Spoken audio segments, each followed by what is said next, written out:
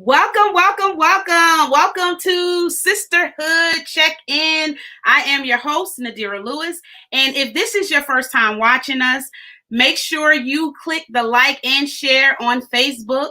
If this is your first time, if you are watching us on YouTube, make sure that you click subscribe and hit the notification button so that you can be aware of the video, every video that we upload from week to week. If you're listening to us via podcast, make sure you click like and share if you've been blessed by the content that you have been hearing thus far. Well, guys, it is Friday. I am excited. I had a wonderful week. No complaints. Nothing has gone wrong. Everything has gone the way I have planned it to go. So I'm really excited about that. And every week, I always like to bring an encouraging word before we start. We have an awesome, I can't wait for you guys to see my special guest today. We have Willette Thomas with us. And I'm telling you, she is an awesome woman of God. She is the founder of A Word for a Word podcast. I'm telling you, that's the perfect title for something, for a podcast. Such a authentic woman of God. And I'm just excited to just be able to talk with her and listen to some of the experiences that she's gone through. So before we get into that, I just want to talk to you. This was something I was thinking about earlier. And I just feel like in this day and time, with everything that's going on, that the spirit of fear has literally choked a lot of us. And I want to just talk to you about what the Bible says about fear. The Bible mentioned that there's two specific types of fear. The first type is beneficial and it's encouraged. The second type is detriment and is to be overcome. The first type of fear is the fear of the Lord. This type of fear does not necessarily mean to be afraid of something, but rather it is a reverential awe of God, a reverence for his power and his glory. However, it is also a proper respect for his wrath and anger. In other words, the fear of the Lord is a total acknowledgement of all that God is, which comes through knowing him and his attributes. Okay. And the other one is the fear. Thus, one can also see how fearing God should be encouraged. However, the second type of fear mentioned in the Bible is not beneficial to us at all. And this is the spirit of fear that is mentioned in 2 Timothy chapter 1, verse 7. The Bible says, for God has not given us a spirit of fear, but of love, power, and of a sound mind. Sometimes we're afraid, and sometimes this spirit of fear overcomes us. And to overcome it, we need to trust in God and love God completely. There is no fear in love, but perfect love drives out fear. 1 John 4, verse 13. No one is perfect, and God knows this. This is why he has liberally sprinkled encouragement against fear throughout the Bible, beginning from the book of Genesis, continuing throughout the book of Revelation. God reminds us to fear not. So I just want to encourage you to make sure there's a difference between having a reverential fear of God and having a spirit of fear. So whatever it is that you're dealing with, whatever is causing you to be overwhelmed, whether it's you no longer being able to work because of the pandemic, whether you're overwhelmed because you're home with your children, I just want you to know that God is giving you the spirit of fear, but of love, power, and a sound mind. So that's my word for you today and for me. So let's go ahead and introduce my guest, Willette Thomas. Or should I say, because I'm always messing up everybody's name, Willette Thomas. Welcome. I almost messed it up. I didn't mess it up completely this time. I'm always messing up people's names. I think last time I did Kimberly, Kimberly was like Hunter Clayton. I was like Clayton Hunter. I'm horrible with names, but I'm not when it comes to faces and people with their spirits. So welcome, Willette, to Sisterhood. Thank you. Thank you so much for accepting my invitation. I'm so glad to be able, and I'm excited to hear some of the things that you've gone through and what you've been through and what God has given you to help us women in this day and time. So Willette, I want you to share with the audience some of the experience that you have gone through and how it shaped you to be the woman of God that you are now? Wow, that's a lot. That is a lot. So where do I start? I always start from childhood. Hmm. I grew up in the projects of Baltimore. Hmm. So I always tell people, the projects come with what it comes with. You see Hmm. things that you shouldn't see as a child, and you experience things that you shouldn't have to experience. But I've come through molestation. I've come through rape. My home suffered domestic violence. Um, I then grew up as a teenager, from the side of the rape side of it. People don't understand that that comes with a whole lot. It Mm. comes with, the fear. It comes with, the low self-esteem. It comes with really just not understanding who you are. It devalues you quickly, so you tend to value yourself around the act of Mm. sex. And as you get to the age where you're now, operating in the act, willingly, it becomes just about that. It's not always about a real relationship, because at that point you don't know how to, because you've been shaped and molded in such a way. I know that's what happened for me anyway. I know for some people it's different. Some people, they close up, they experience, not even wanting to deal with the opposite sex anymore. So everybody kind of go through different things. And then on to marriage. And unfortunately for marriage, I ended up in the same domestic violence situation that I grew up in, that I never wanted to, be, and never thought I would be in it. But now I'm in the middle of it. My first husband was what I deem as a functional crack addict, which was really strange for me at some point, because in our minds back then, if a person was on crack, they were non-functional. They were just out there, but he was Mhm. still able to go to work. He was still able to function.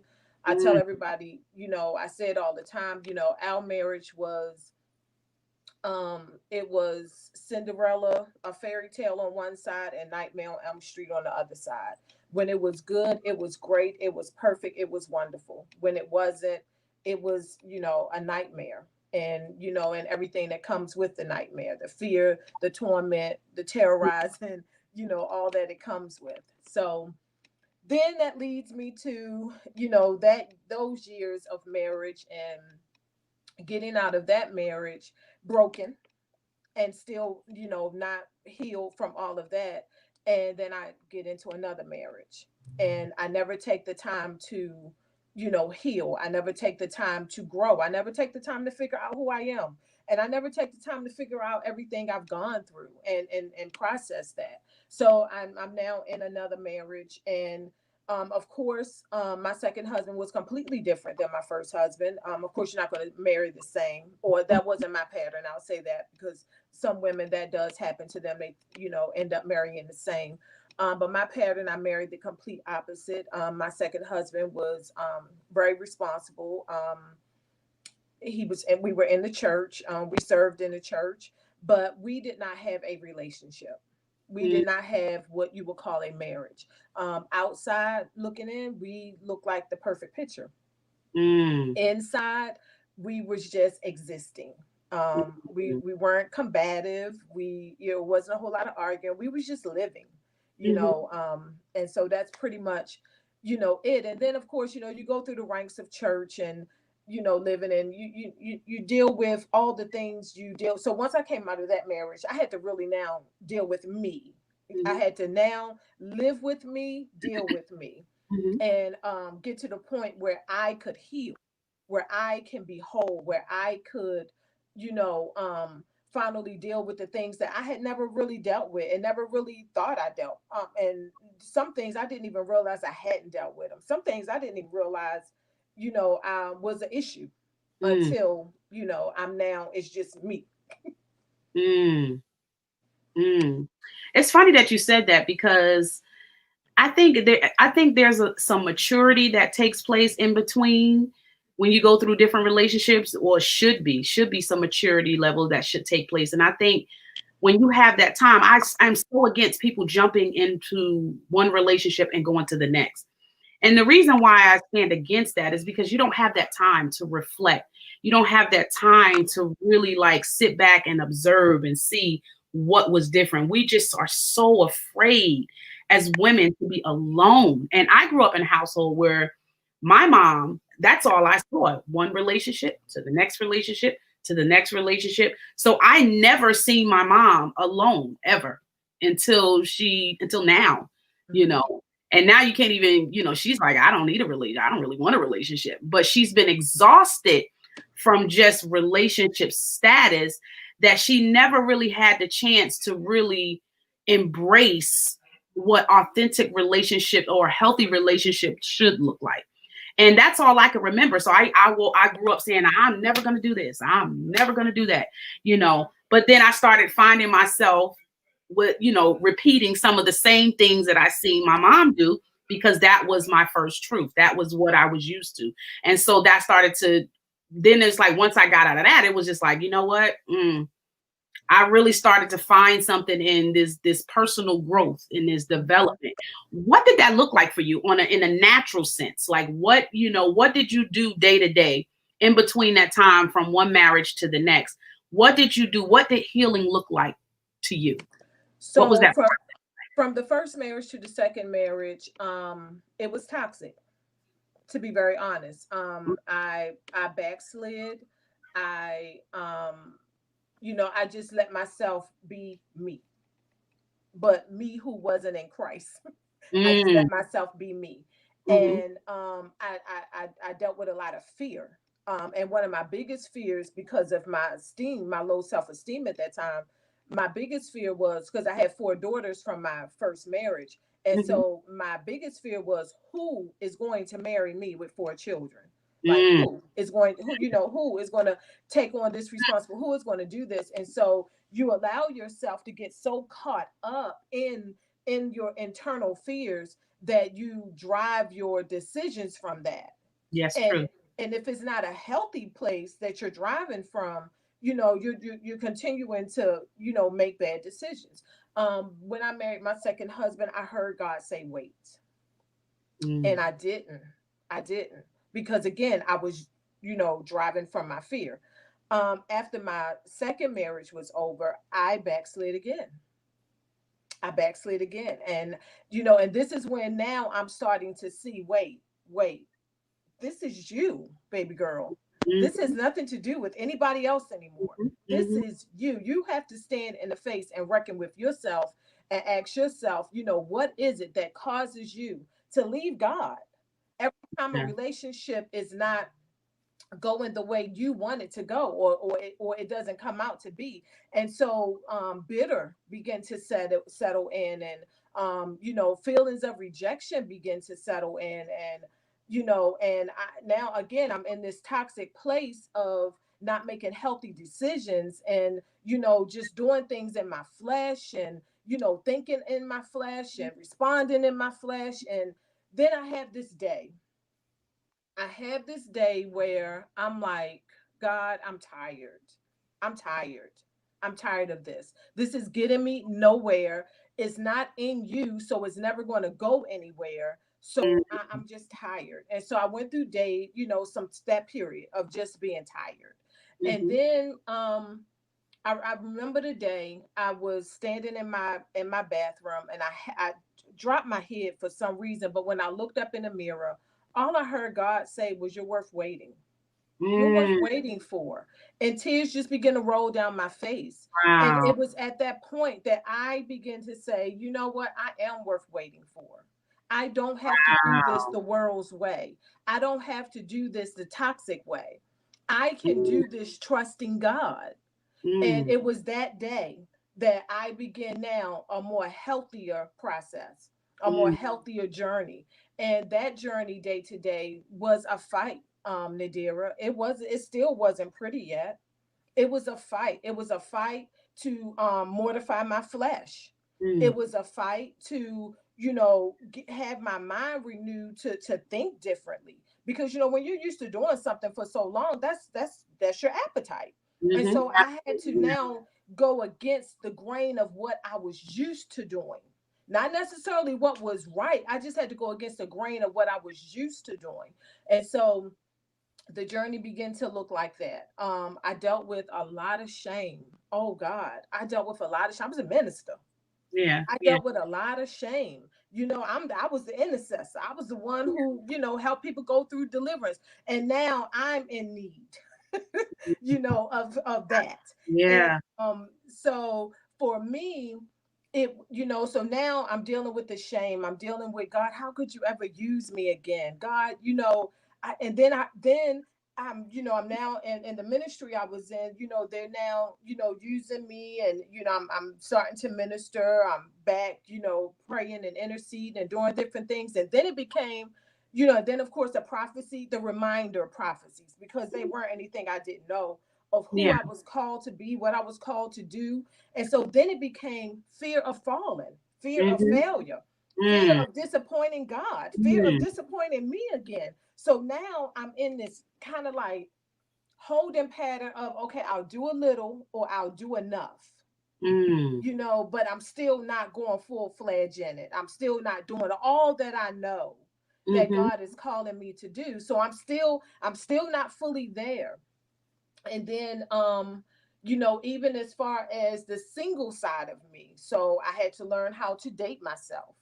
I had to learn how to love myself. I had to learn how to understand. I started traveling by myself. Mm-hmm. I That's good. yeah, I began to, because I couldn't, because my thing for me was, for me, this can't look like I'm waiting for a man.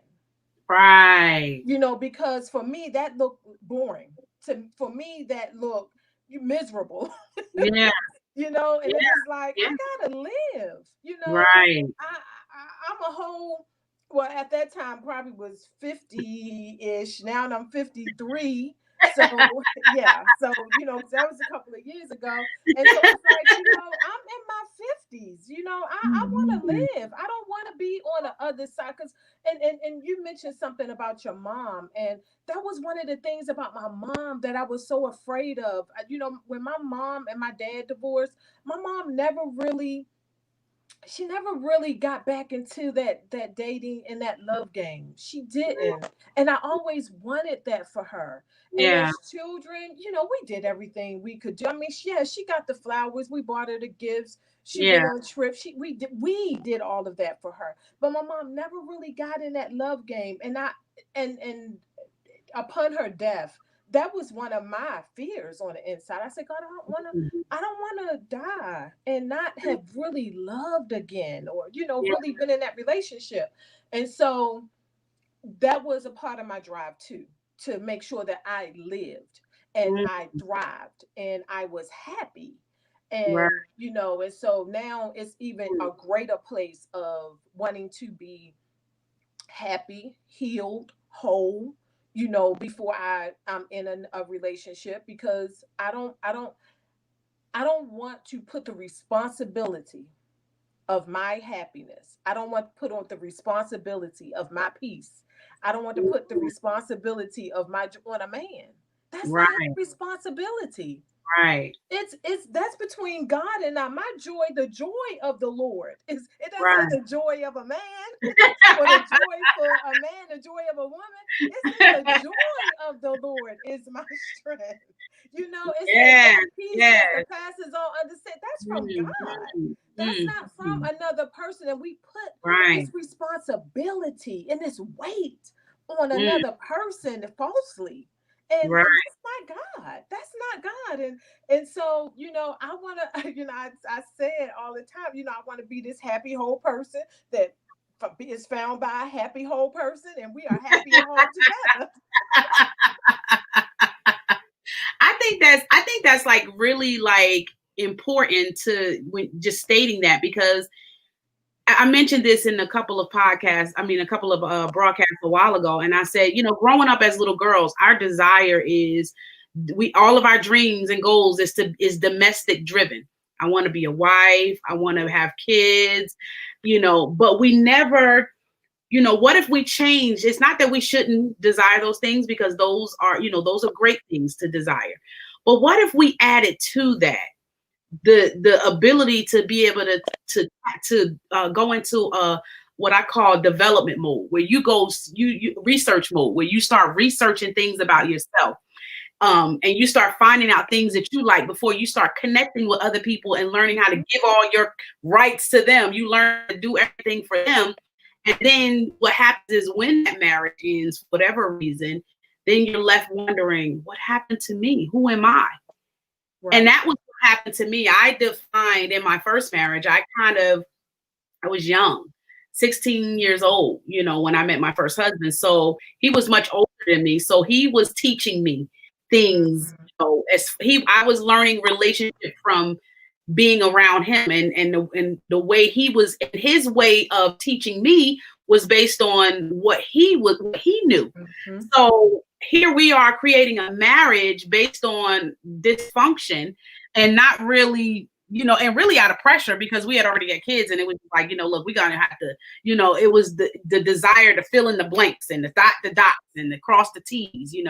We've got kids, now we've got to get married. We got to do all these supposedly things that we need to do instead of taking the time to develop ourselves and figure out who we are. And I like what Miles Monroe said. He said, when you're married, you're supposed to have two single people, and not single people mean you go into marriage and you live in single, but you're supposed to be a whole person.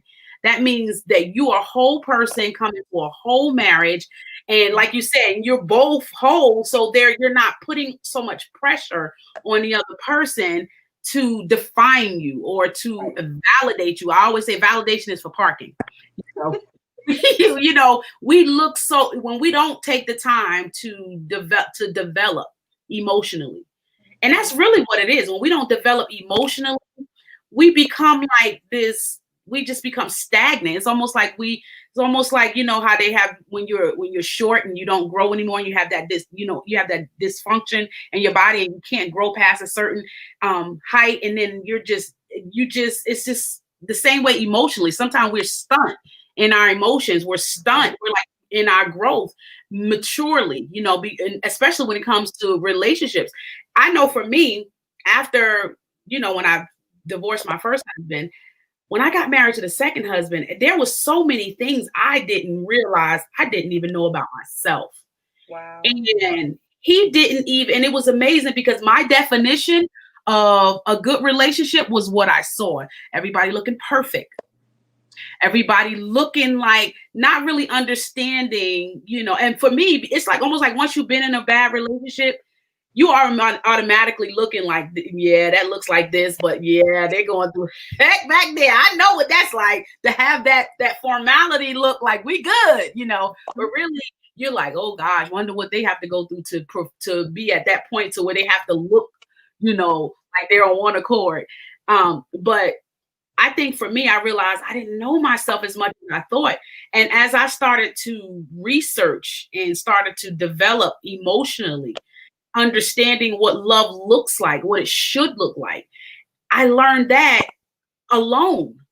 And when I met my husband, I was confused because I had this, I wanted him to be this, to look like this. I had all these preferences. And it was like, I need him to be this tall. He needs to be light skinned. He needs to be this. He needs to be that. And when I saw him, he was exactly opposite of everything that I asked for. I was like, right.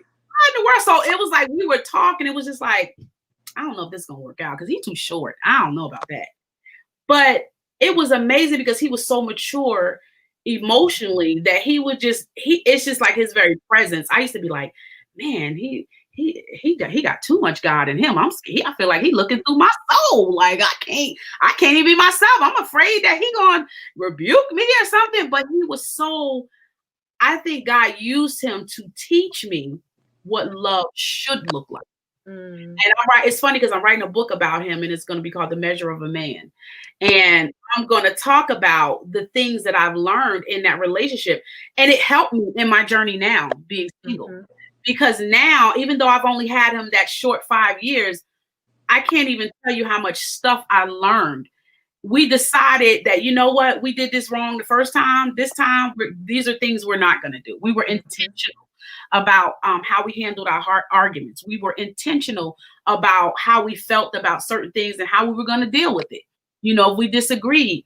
And I think my saddest moment about not having him here today is not being able to have that friend, like, that pillow talk. And, and I'm like, man, I've had the best marriage. I'm like, can it get any better than that?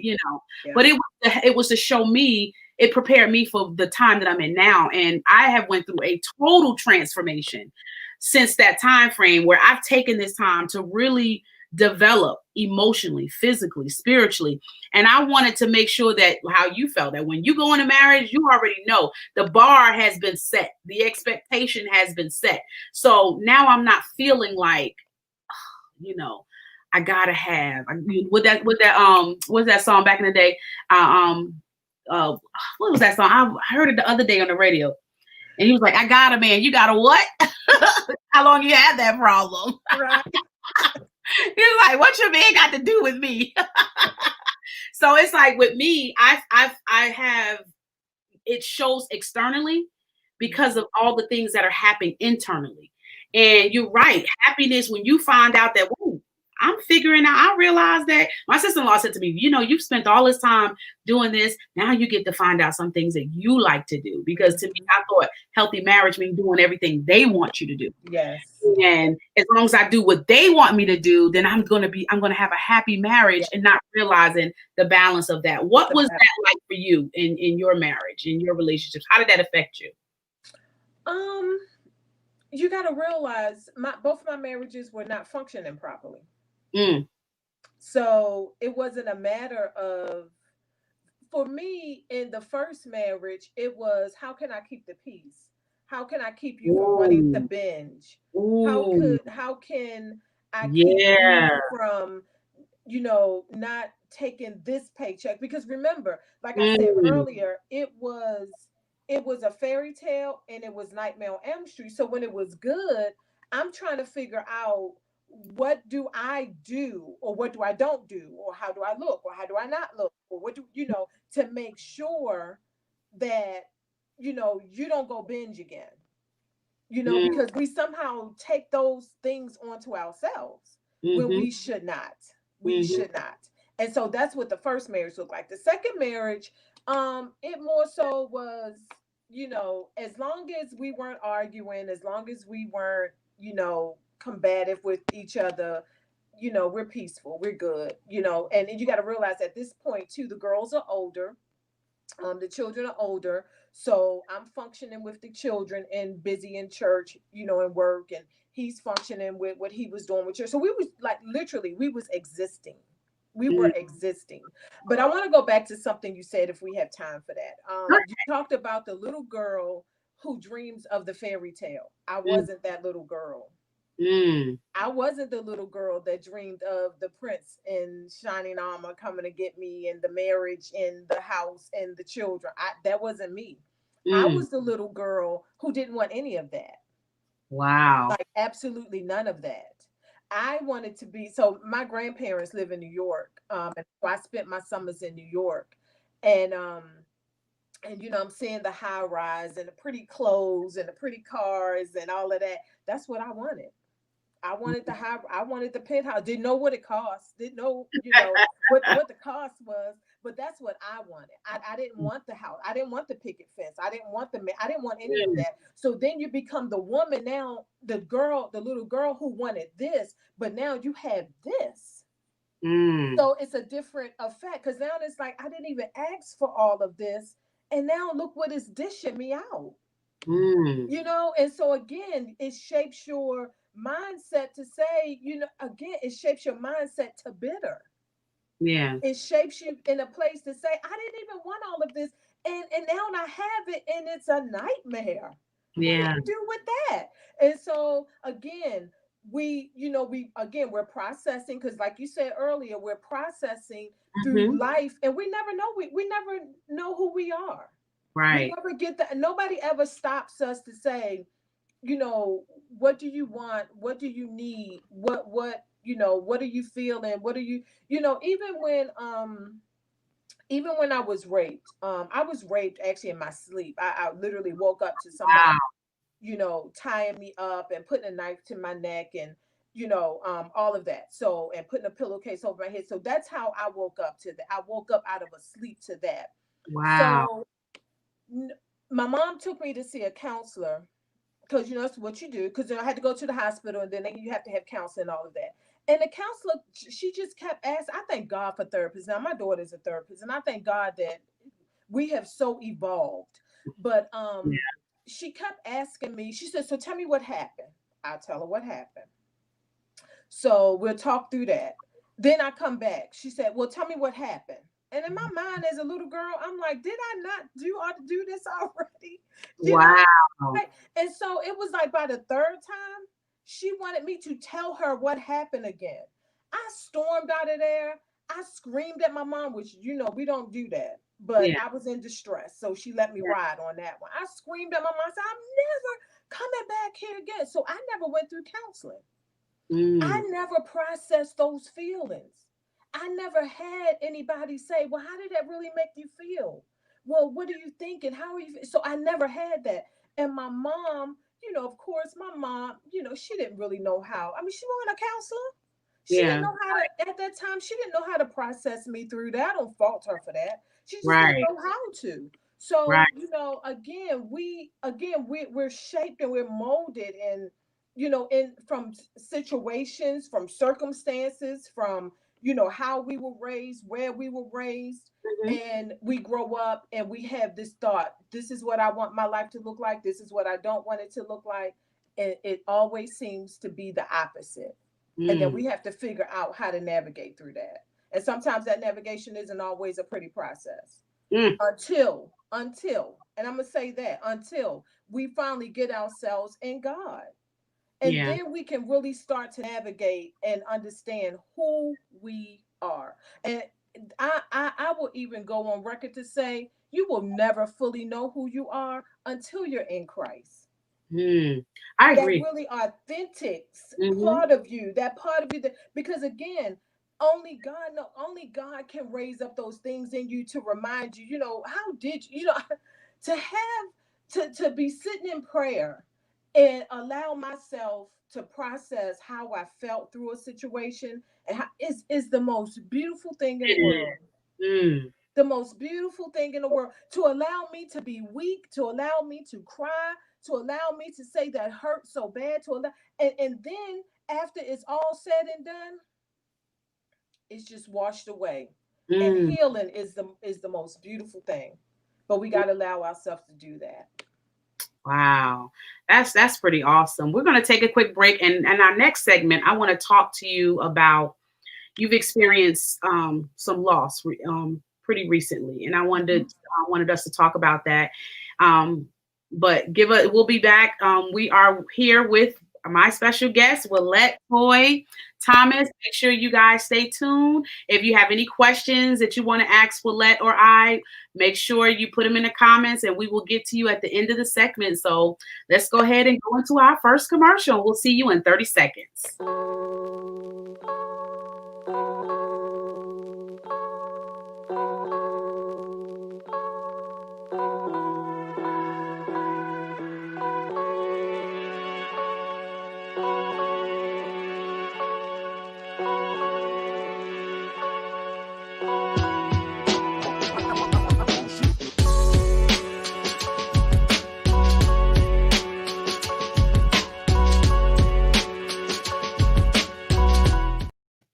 All right, we are back with my special guest, Willette Thomas. And Willette was sharing with us in the first segment about her journey through two different marriages and how she processed getting through each one and learning the importance of being happy within herself so that when she enters into another relationship, that she can enter that relationship happy and Yes.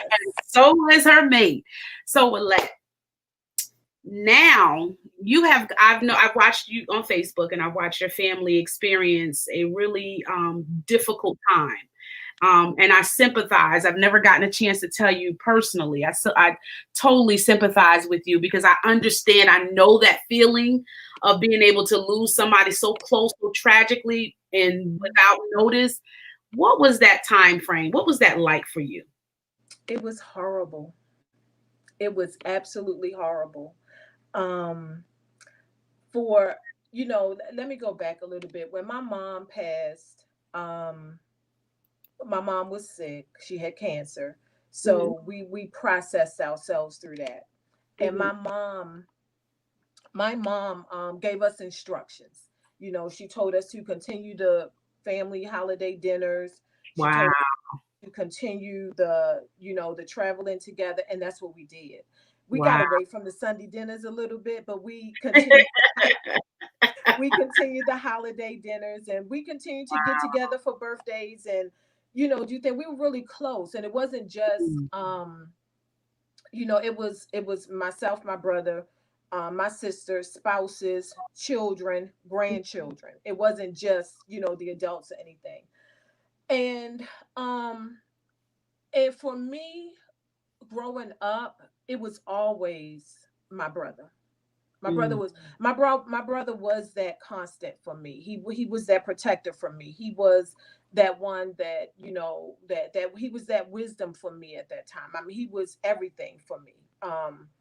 And the night I was sitting at work and I looked down at my phone and I saw that my sister-in-law was calling, I knew something was wrong.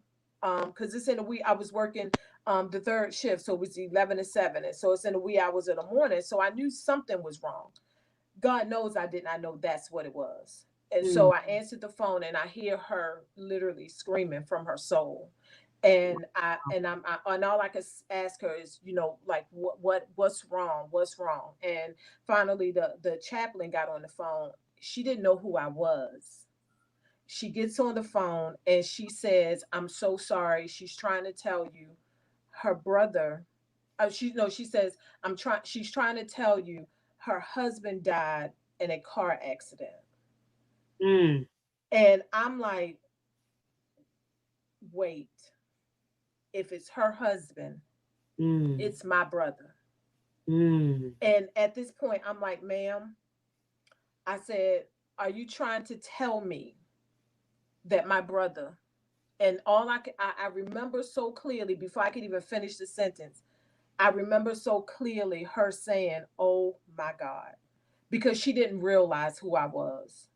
She didn't realize I was that close, mm, to that situation. And um, losing my brother, um, like I said, losing my mom, we still had a sense of normalcy. mm, Losing my brother, we have had to find our new normal, and mm, we're still trying to find it. Our life was it Nadira, our life was picture perfect as a mm, family could be. The closeness, the laughter, the love, the being there for each other, the being there with each other. I mean, we did not skip a beat family wise. We were close. It was no question. And and we had plans. It was so amazing that Christmas prior to, because my brother was killed in a car accident on Valentine's Day. That Christmas prior to, we had planned this big old Christmas dinner. And I mean, this was a year everybody was home. Everybody. wow. And even down to, I told my brother, I said, I got my dad a plane ticket. I said, we're gonna get daddy down. My dad is going, he'll be, I'm see, I'll be 54. He'll be 84 this year. And so, my dad is well in his 80s. So we was like, get daddy down here. I remember my brother coming to the house one day, and he said, "What I need to give you, financially." I'm like, "Nothing." I'm like, "It's already paid for." He said, "But that's how we work. We looked out for each other." Yeah, yeah. And I said, "No, no, no." I said, "That's my gift to everybody." I said, "We're good. We're good. We're good. We just want to make it nice." And we did. It was beautiful. We took Wow. so many pictures. I mean, everybody was there. We had so much fun. We had so many videos. Nadira, you could not have told any of us that was going to be our last Christmas with my brother. If somebody would have said that's going to be your last Christmas with your dad, okay, life, he's in his 80s. Yeah. Life does that. Life does that. But Right. with my brother, Right. no, no. Nothing in this world could have prepared us for that. There Wow. was times when I woke up in the middle of the night and I saw my brother rearing off the side of the road. And I woke up and I would pray for him or whatever, and I would talk to him a couple of days later, and I'd be like, "Man, I woke up the other night praying for you." I said, "What you got going on?" I woke up out of this dream like you was running up. He said, "Man, sis," he said, "I'm glad you was praying for me." He said, "I almost hit a deer coming home from work, and all this kind of stuff." And so it's like, okay, so my thing was when he got into that car accident, my one question to God was, "Why didn't you tell me? Why didn't you Mm, give me time to pray? Why didn't mm, you give me time to ask you not to let this happen?" And that was my mm. private thing within myself. God, why didn't you give me time to ask you not to let this happen? Why didn't you give me time to to call down angels to just wrap themselves? Lord, why didn't you give me? Why didn't you prompted me before? You Mm. prompted me at times before. Why not this time? And that had the potential to wipe me out. It Mm. really did. But I had to for the same put it the same for the same potential it could have wiped me out was the same amount I needed God. It was the weirdest thing. I Mm. needed God so much that I couldn't battle with you this time around. I Right. can't get in my flesh this because I need you, because if I don't, I'm gonna die. And Mm. everybody's looking at me. Mm. Everybody's, needing me to stay held up so I can keep them held up. It was like I fell into this position of being a matriarch. And I'm like, everybody's looking to me for strength, and everybody's looking to me to hold it all together. And it came with so much more Oh, than I so just, agree with that. I know what you mean. yeah, it came with so much more than just a loss. It came with a responsibility. It came with a Yeah. with a cloak. It came with a mantle. It came with a lot. And I remember, I remember I remember sitting still one time, and I told God, I said, I'll do it. I'll do it. And I said, but God, I need you to stay with me. I don't Mm. ever need to not feel you. Come on. I had Mm. to, I had to tell God, I don't ever, in this area of my life, I don't ever need to not feel you, because the moment I don't Right. feel you, I'm not going to be able to function. Right. I'm not going to be able to help. I'm not going to be able to assist. God, I need you to never leave me in this area. Mm. And that's kind of where it all kind of transpired for me. And it is still till this day. It was February 14, 2019, and it still feels very, just so surreal to all of us. To It's all of us. amazing that you said that.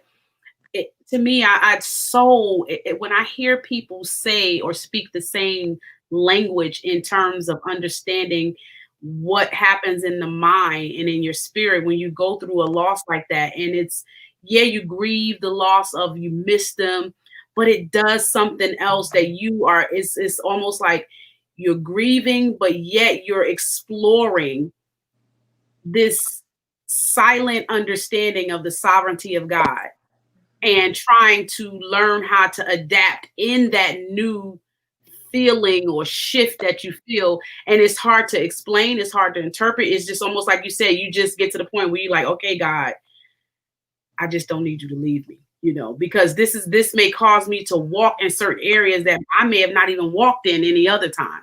Now I feel compelled, because now something about this circumstances and you being there has settled me. Mhm. And it's almost like, and it's funny because I thought about the scripture as you was talking in 1 Peter 5, and it says, "But the God of all grace, who have called us to his eternal glory by Christ Jesus, after you have suffered a while, make you perfect, establish, strengthen, and settle you."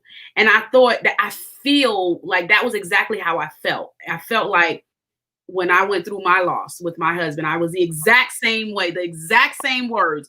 I could not understand. Why didn't you, you alarm me about everything else? Why didn't I get I think I was more frustrated because I knew my relationship with God. Yes. And Yes. I felt like, why was that a part? Why wasn't that Yes. something you revealed? I think it was hard to explain it because people probably looked at me like, that don't even make sense.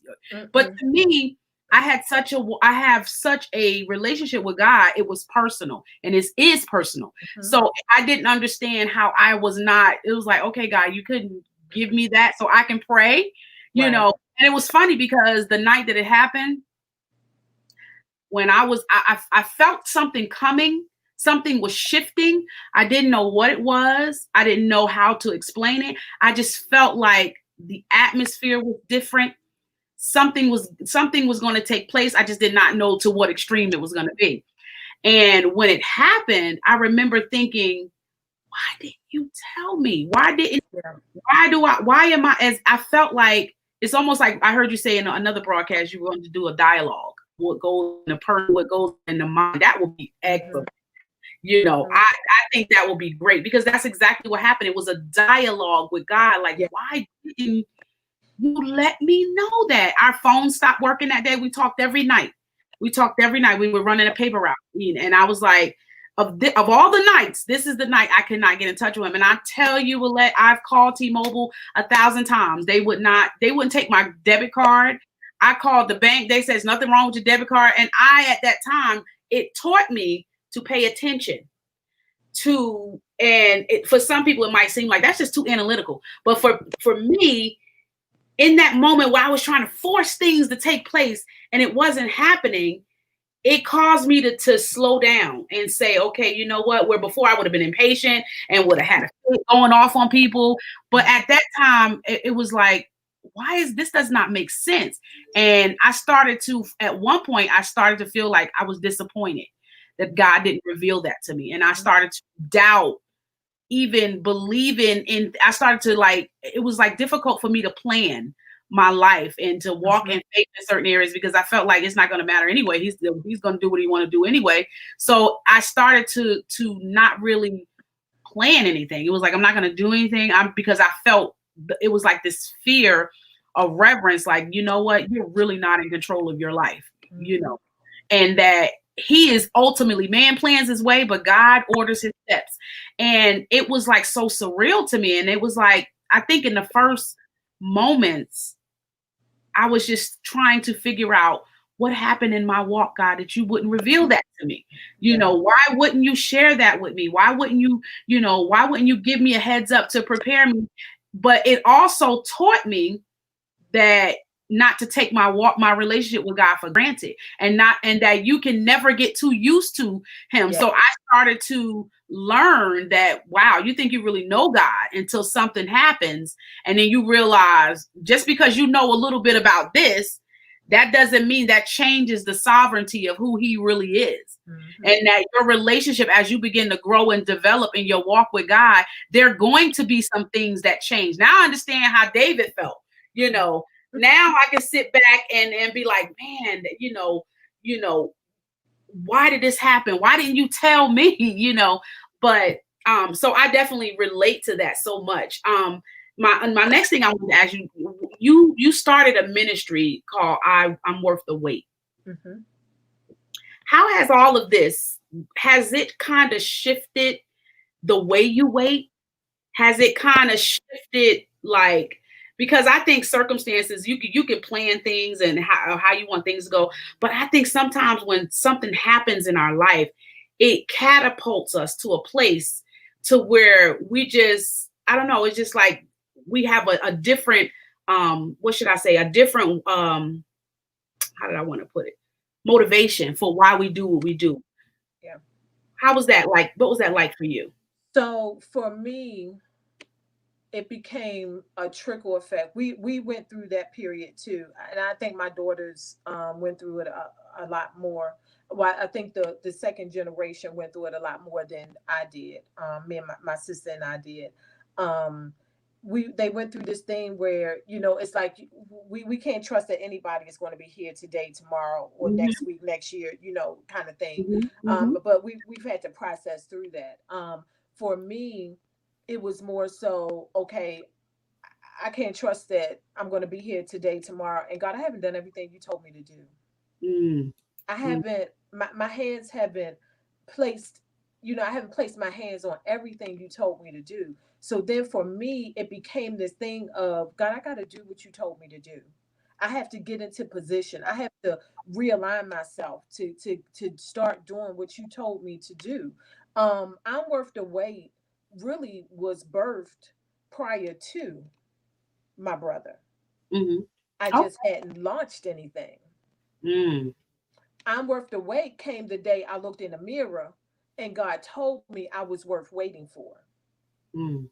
So the launching of everything that I'm doing is now from a place of it's time for me to do what Right. God told me to do, Uh, because life and time is not promised to us, and life and time is not something you can freely get back once it's spent. So for mm, me, it was a matter of now it's time for me to start doing what I'm called to do. So I had to get out of the shame. I had to get out of the fear. I had to process myself out of, and you know me, we served in ministry for years together. The yeah. background is wonderful for me. I Yeah. don't mind being the intercessor. I don't mind being the armor bearer. I don't mind being the one that, helps and assists and does in the background. But God said, no, I have need of you more in the forefront. Mm, But that was my comfortable place. That was my comfort zone. But again, like you said, when we start to really look at life and how life happens and how life shifts and changes, it does give you a different sense of, I have to do what I'm called to do. I have to do the things that I'm supposed to do. I remember years ago reading this little poem, and it was pretty much just a poem that talked about how a lady who was now dying of cancer, and she was basically saying how she wished she would have pulled out the good china, and she wished she would have mm, pulled out the good linen. She wished she would have went on that trip. She wished she would have said that instead of this. And I don't want that to be my life. Especially when it comes to the things of God. I don't mm, want to sit back one day and look at my life and say, God, I wish I would have did what you told me to do. I wish mm. I would have been more obedient. I wish I would have, I didn't want that to be my testimony. I didn't want that to be my dash. Right. I want my dash to matter. I want my dash to Mm, be everything that God told me to be. When my brother left this world, it was amazing to us. The people, the teenagers, the millennials, the grown-ups, the men, the women, his job, I mean, everywhere was telling us all that he had done for them, the mm. words he spoke, the encouragement he gave. He wrote resumes for people. My sister-in-law was like, Wow. I never knew he did this. He helped people get jobs, and and coach young boy. And young women. It was so many stories that evolved out of his life. His dash mattered. His Mm. dash made an impact. And so for me, my dash has to matter. My dash have to make an impact. And if I'm continuing to allow myself to stay in the background of, and stay in my comfort zone and be in disobedience, Hmm. that my dash is never going to matter. My dash will be just that, a blank line.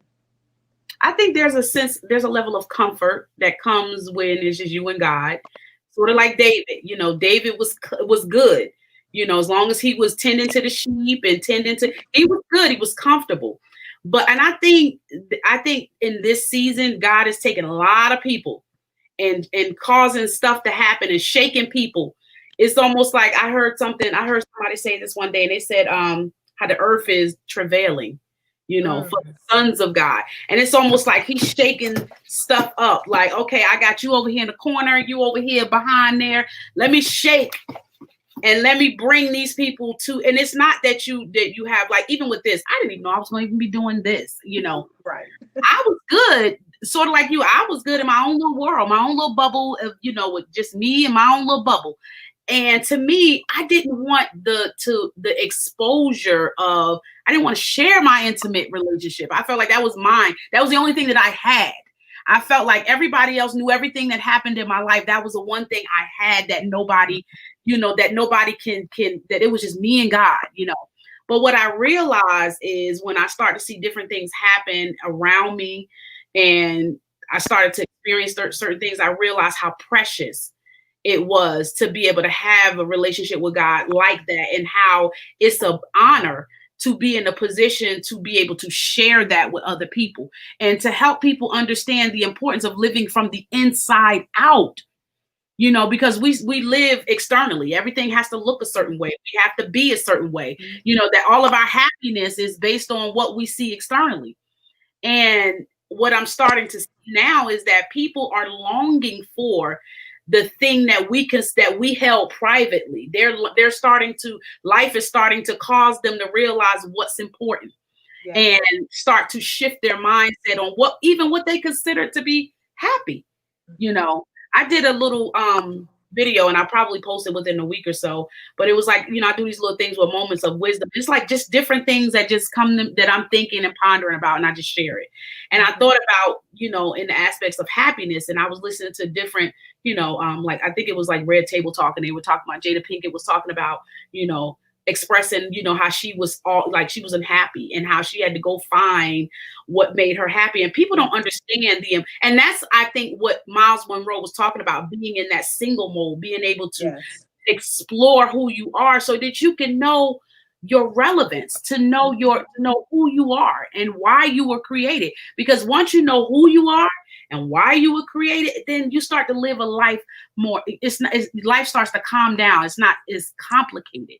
You don't overcomplicate life. You start to appreciate the simple things. Like, to me, it's, I don't mind just being able to sit back and just enjoy the little things, because I realize that life take you in either direction, and I have to learn how to be content in whatever state that I'm in order for me to be able to get through, so I don't suffer with depression, so I don't deal with, because all of us deal with hardships, all of us deal with loss, all of us deal with all kinds of things. But I think what the difference is that we learn through our relationship. It's almost like God said, okay, it's good that we have our look. Now it's time for you to turn around, and go head out, and go share that and go show people. That, to me, is what it's like to be a witness in the earth, not just about just the talking about quoting 1,000 scriptures, but being able to live on the inside out and let people see that in different, in the way we carry ourselves, in the way we live, in the way we think, in the way we treat people, in the way and even just in the way we handle ourselves overall. So, but girl, I'm telling you, I'm enjoying this. I'm telling you, I could talk all night long with this. I'm telling you. I love being around people that draw. It's almost like, that you just like, you glean from one another. It's like, especially when that people have gone through some of the experiences that you've gone through, and they have the same thought process. That's why I was like so excited when I heard you say you wanted to do the monologue. And I thought, oh boy, when she does that, I'm going to be right there, because I'm probably going to be like, she all in my thoughts. She all in my thoughts. Yes. I'm like, oh my gosh, your travel. Now you started a travel business, and we want to talk about that too in the next segment. We're going to take a quick break, but I want to talk about, how did you get to this travel thing? And because I know you've been saying you've been traveling on your own. So I wanted you to talk to us about that, and we're going to give you some exposure on your business. So y'all make sure y'all stay tuned with my special guest, Willette Toy Thomas. Good afternoon. Good evening for some. Good morning to others. I want to take a moment to give a quick moment of wisdom when it comes to the area of your mind. It's not a matter of what people say you are, it's what you say to yourself. The more you take time to affirm who you are, the less fear has a chance of choking you out. The more you affirm who God says you are, the less fear you have of being able to activate the very thing that God has called you to do. So I wanted to take this afternoon out and just tell you, you are what you think. The Bible says, as a man think in his heart, so is he. So however you think about yourself is shaped by the words you allow into your heart and into your mind. Have a blessed afternoon.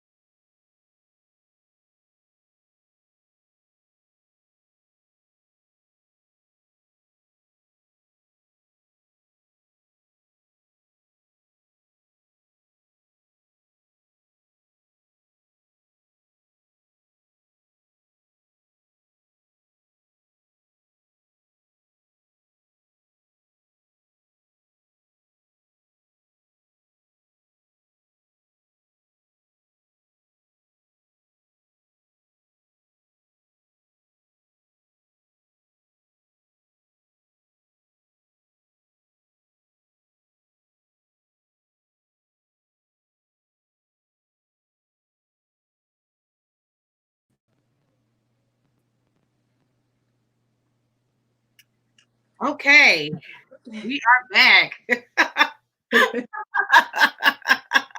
Technology. Yes, but we gonna keep going, keep going, keep going. So, oh my gosh, this has been like so inspirational. We were talking in the last segment, we were talking about the loss and everything that you've gone through. Thank you so much, guys, for being patient with me through my technical difficulties, but we are back. Your travel business. Talk to us about travel. What made you, what inspired you to all go from traveling by yourself to now owning your own travel business? What was that about? So for Bella Travel, Bella means beautiful, so it's for beautiful travel. I mean, I love to travel. I got my thirst for travel when I was younger. Like I said, I used to visit my grandparents in New York, and one of my aunts was a school teacher, and one of her passions still is her passion is to travel. And she would give me books to read over the summer, and I remember a couple of books she gave me. In the Judy Blume books, the little girl traveled a lot. So it kind of gave me a thirst and a desire to travel. I want to see the world. I want to experience different cultures, so that's always been a desire of mine. Now, how the fullness of Fabella Travel came about was I'm Worth Waiting. So I'm Worth Waiting is a movement of bringing singles back together offline, off computers, off cell phones, off of this whole internet dating site, back to where we can actually be in each other's presence and actually see each other, spend time with each other, be having fun together, and Mm, really getting back to that place of looking across the room. I say this all the time because I miss it. Where you look across the room and you see a guy smiling at you and you smile back and you're like, oh, okay, cute. And obviously he think I'm cute because he's smiling at me. I miss that. This whole internet, I don't know if I don't know if that picture is really you. Yeah, it's too oh much. yeah, I can't.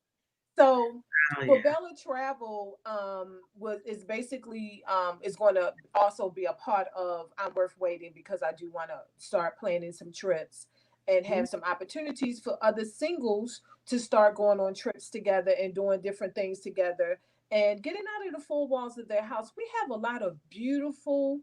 handsome singles in Yeah. the four walls of their home, in the four walls of their job, because they're not going to be on the club scene. They're not going to go sit and have Mhm. dinner by themselves. There are not a lot of places for us to meet and gather that are wholesome and and not full of a lot of drama and mess. And so just want to create some spaces and some atmospheres Mhm. for us to come back together in a wholesome way and just fellowship, get to know each other, mingle, and not have all the added drama with it. And then we all are like-minded people, Yeah. not full of games and different things like that. So that's kind of where Bella Travel is kind of twofold. It's my thirst and my quest and my desire to travel, as well as it'll also be something that would be used for I'm Worth Waiting.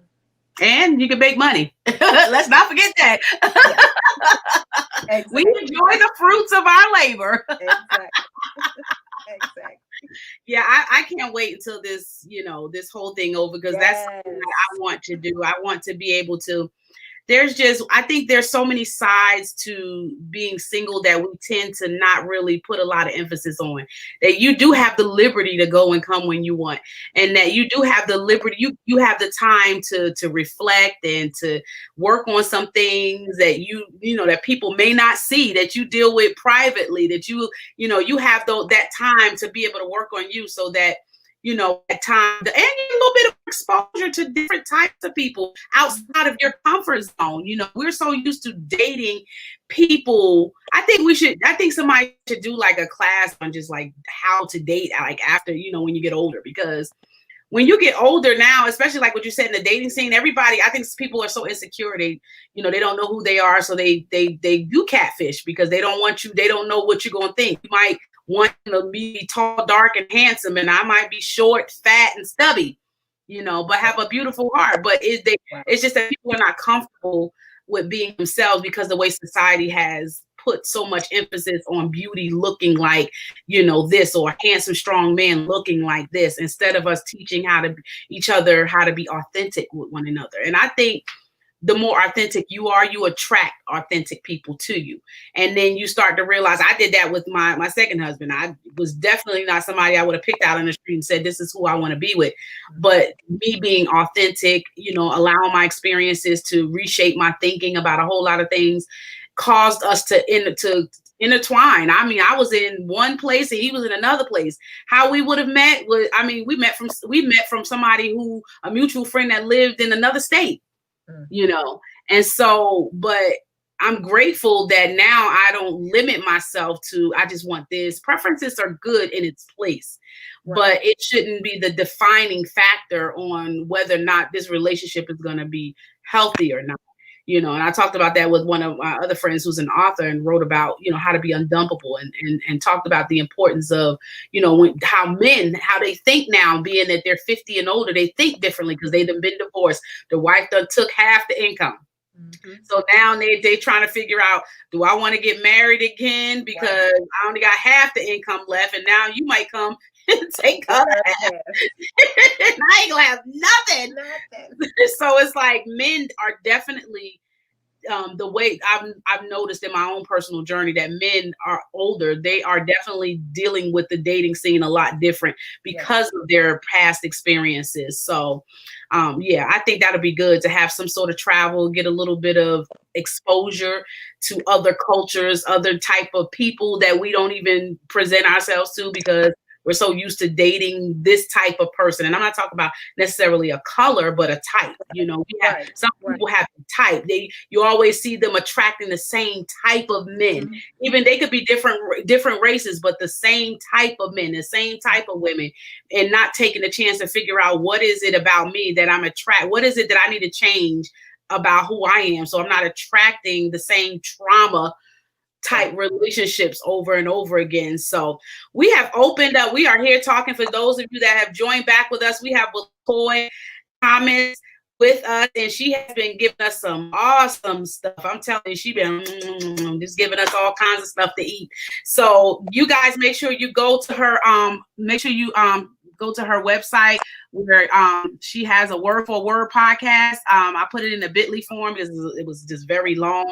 So it was just easier to just put it in a bit.ly so that they can just tap on it, bit.ly/AWA word for a word podcast. Make sure you support her. Make sure you check out her For Bella business. I didn't have the link to that. So you want to give me that link so I can go ahead and put that in there so that they can follow you. For your travel on Facebook, it's For Bella Travel, the number 4 Bella, BLLA travel, and I can.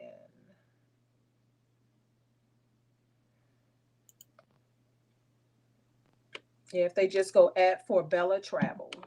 Okay, well, let's put that in there. At For Bella, the number 4. Mm-hmm. And I'm actually on Instagram as well, so either or, at For Bella Travel.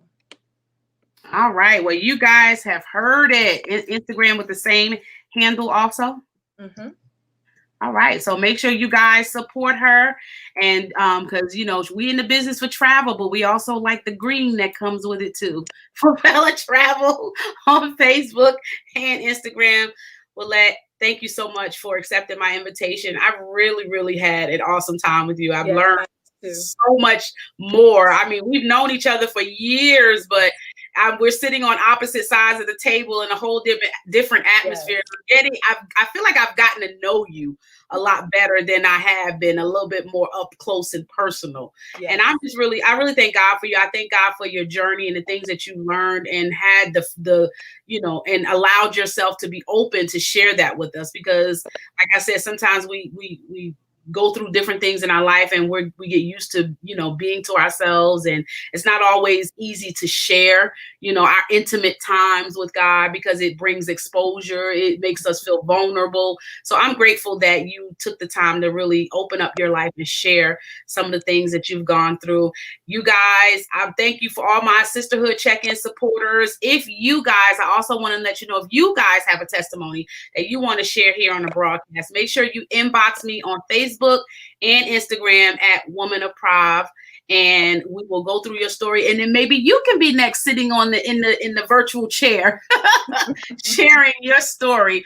Also, I wanted to also let you know too, if you have not purchased my book, What Happened to Me? How Did I Get Here? You guys have got to get that book. It is me allowing myself to be vulnerable and sharing my victories and the different mindsets that I had to go through to be the woman that I am right now. So make sure you go to womanofproverbscoaching.com and make sure you get the book. And last but not least, if you enjoyed, I've noticed that, Willette, you have affirmations on your website. They are so awesome. I love looking at it. I love clicking on your notifications and saying what she's going to say today. But if you guys are looking for, if you guys want to, I want you to join my mailing list, and I'll put the link down in there so that you can get daily inspirations sent to your email address. Make sure you go to www.selfcare101club.site. It is free. You just sign up with your name and your email, and you'll get daily affirmations every day. Affirmations are important because it's, like I said in the videos, not what people say to you that really matters most of the way is what you say to yourself. It's what you what you look in the mirror and what you allow into your mind and your heart is what shapes you into the person that you are. And so depending on what that is can either make or break you. So make sure you go to selfcare101club.site. And before you leave, I have one more commercial, and I will let stay afterwards. And so we can get to talk about some things, and we will see you guys next time. We have some comments before we go. We have lots and lots of comments. Willette. So we're going to go through some. I was looking for some questions. I didn't really see any questions, but Katera Lane said, whoop, whoop. Hi, Katera. Thanks for watching. Hi, Katera. Hi, Brittany. Brittany say, yay. Allison says, hi, Nadira. Hey, Allison. Allison is my childhood friend. Oh. And Katera says, that's deep. Awesome. And she says, yes, we are worth the wait. Yes, Katera wants to know, how do you date yourself? You want to answer that? Yes. How do you date yourself? You date yourself just like you want someone that you would expect someone else to date you. You dress up. You dress for the occasion, whatever the occasion might be. Go to dinner, go to the movies. Again, take a walk, take yourself on a picnic. Take a walk on the beach, take a long drive. Or hey, what about even just stay home? We're in this whole pandemic. What about stay home? There's been times my daughter think I'm crazy. I had my little chair, my ottoman, and I literally pull it up in front of my big screen TV and my stack, and I put my feet up and I watch me a good Netflix movie, and I'm just relaxed, and it's great. I turn my little fireplace on, or a bubble bath. That's how you date. Whatever you enjoy doing, do it for yourself. And here's the other part: if you want flowers, buy yourself some flowers. If you want a piece of jewelry, buy yourself a piece of jewelry. Whatever it is you enjoy for yourself, that's how you date yourself. It's what you would expect someone else to do for you. Do it for yourself. Absolutely. And I like to add to that too. Dating yourself also has a lot to do with you learning you're teaching other people how to treat you. When you take the opportunity to do things, it's a form of self-care. Yes. That, self-care, I used to feel a little bit weird about it because I felt like I don't want to look like this. I don't want it to be looking weird. I don't want to seem like I'm more into myself. But I realized when I started to do things for me, just because it gave me certain satisfaction, I realized there's nothing wrong with that. I'm teaching people because you know what?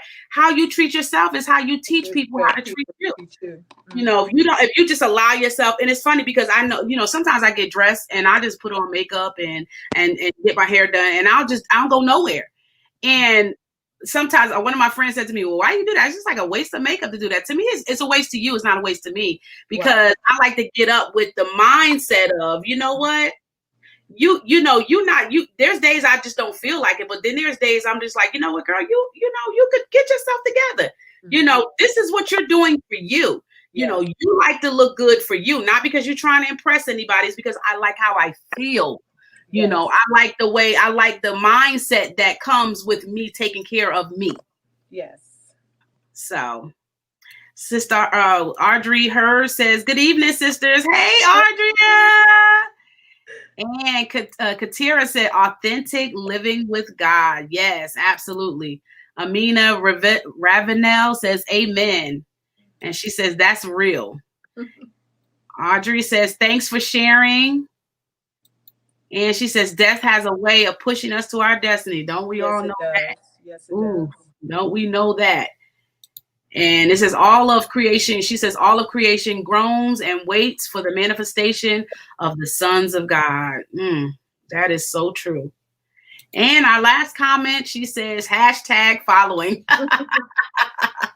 Thank you all for your comments and your questions. I appreciate each and every one of you, like I said, that take the time on your Friday evening. I know it's late. I thank you for the time that you take to spend this hour and a half with us. Is not, gone unappreciated. So thanks again, Willette. Hopefully we'll be able to have you back on once you've gotten your monologue and everything going, so we can promote that. I support you. You're a blessing, and I thank God for you. And so, yeah, let's KIT. Yes. Let's KIT. All right. And guys, that's it for Sisterhood Check-In. Thank you so much for watching. And you guys have a wonderful, wonderful evening and the rest of your week. Refugees, dirty immigrants, asylum seekers, job stealers, that is what they see. Beautiful faces, thick accents, a melting pot of culture, holding 3 to 4 jobs, back pocket of hopes and dreams, seekers of opportunities, that is what we see. I am Georgia Lawrence, the founding attorney of Georgia Lawrence LLC. I was born and raised in Jamaica. I migrated to the United States with 2 suitcases and $200 to seek a better life. I understand firsthand the importance of having a fighter on your team to navigate the complexity of the immigration system. Hence the reason I chose immigration and human rights law. Here at Georgia Lawrence LLC, we take pride in connecting our passion and purpose to your plan. Give us a call today.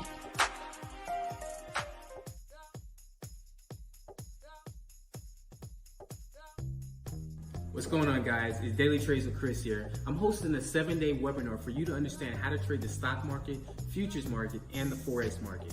This one particular trading strategy has 3 steps, okay? Very, very, very, very simple. All you have to do is look for a trade, place your trade, and watch your trade play out. In this 7-day webinar, I'm going to be going over exactly how to get into the market, where to get out of the market, where to set your stop loss, take profit, and you're going to have a risk management rule in place too as well. Now, this Z trade, in fact, just dropped 400 points on oil. If you do the math on that, that's about $4,000 just from one contract. If you want to learn how to make $4,000 in one single day with the Z trade, respond back to this email right here. Comment below in this video, and I'll get back to you with all the information that you're looking for.